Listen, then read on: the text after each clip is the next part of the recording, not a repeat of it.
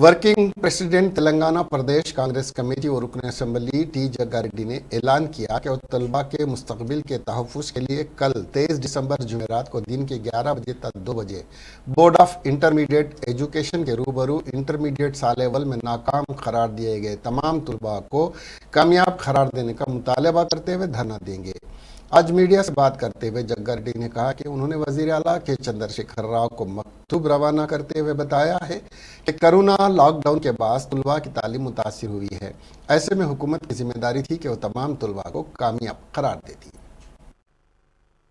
अभी ज़्यादा जो प्रेस मीट का ये वजह है, ये इंटरमीडिएट बच्चे फेल हो जा रहे बोल के बच्चे बहुत लोग मर जा रहे।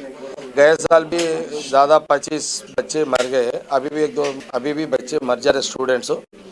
वैसा मर जाना बोल के ठीक है, मैं वो थोड़ा बच्चे वो मार्क्स को फेल हो जाने के बाद वो उसमें बच्चे थोड़े इमोशन आके मर जा रहे। मैं सीएम साहब से दरख्वास्त लिखा, मैं ये बात बोला कि ये कोरोना आने से ये पूरा बच्चे पूरा डिस्टर्बेंस हो गए।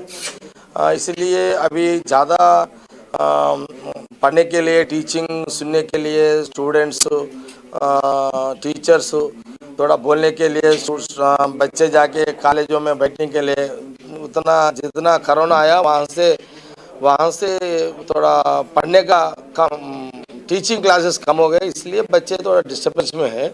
क्या तो भी रहते इससे पहले ये जो बच्चे अभी जो मर रहे हैं वो कोई भी स्टूडेंट्स सुसाइड नहीं करना बोल के मैं बच्चों को मैं एक आवाज़ दे रहा हूँ। कांग्रेस पार्टी के तरफ से हम लड़ेंगे आपके तरफ से। मैं कल 11 बजे से 2 बजे तक बोर्ड ऑफ इंटरमीडिएट के दीक्षा बैठ रहा हूँ।